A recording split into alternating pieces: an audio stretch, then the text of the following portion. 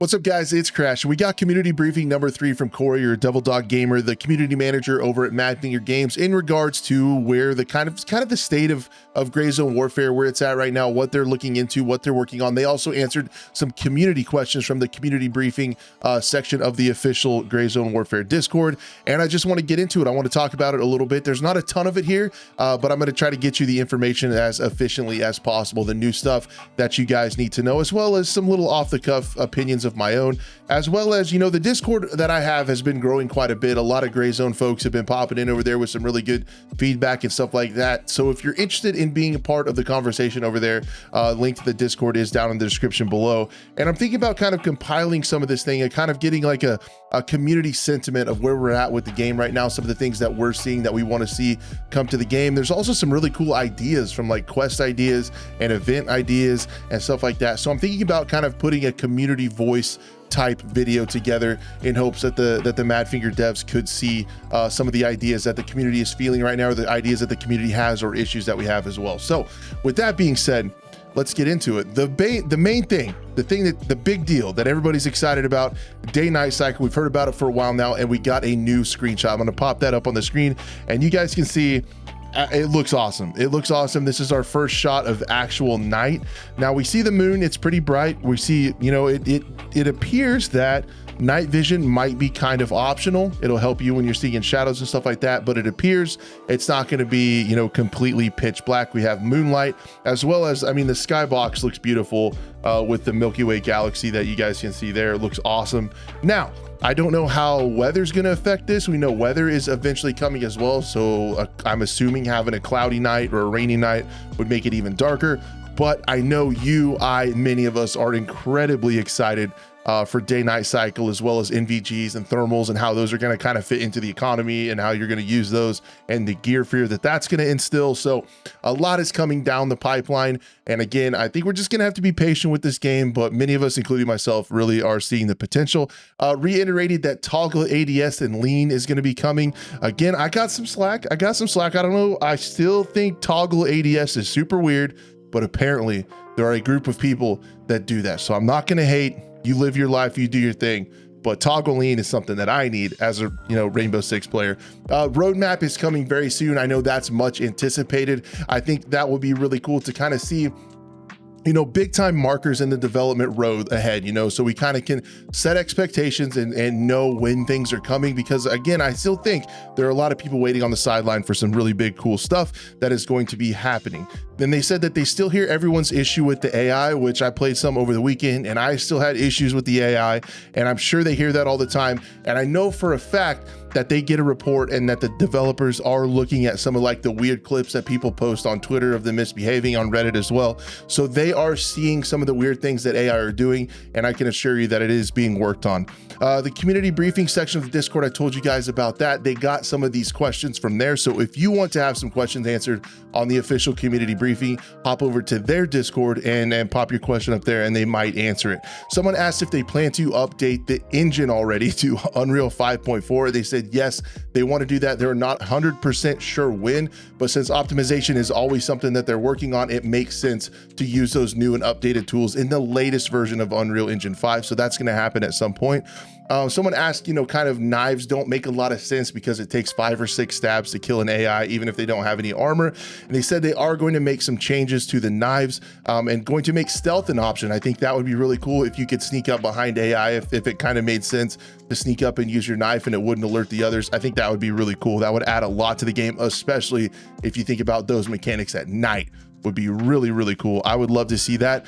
As well as, you know, I still haven't heard a ton about weapon balancing, and in my opinion, there are still a lot of things that need to happen. I'm sure they have data on this, but like 99% of players, if you're going to do something, like I've been using some 545, and I use the Mosin sometimes to be silly and change it up a little bit. But if you're doing business, if you're going on a mission, if you're going to Tiger Bay, or if you expect PvP, it seems like everybody is using 556. I still am mag dumping some AI with 545, and it's not working quite right. So I'm really hoping to hear about some weapon update changes, some balancing changes in the near future. Would be really cool. Let me know what your experience is with weapons, or excuse me, with ammo other than 556. Have you guys had the same experience that I have? Another question addresses loot. There's going to be more loot and more valuable loot. So I think that will be really cool. It will make exploring POIs, you know, kind of more rewarding. And I've been thinking about this a little bit too, where I'm at in the game. I'm running against some of the quests where it's taking me to Tiger Bay,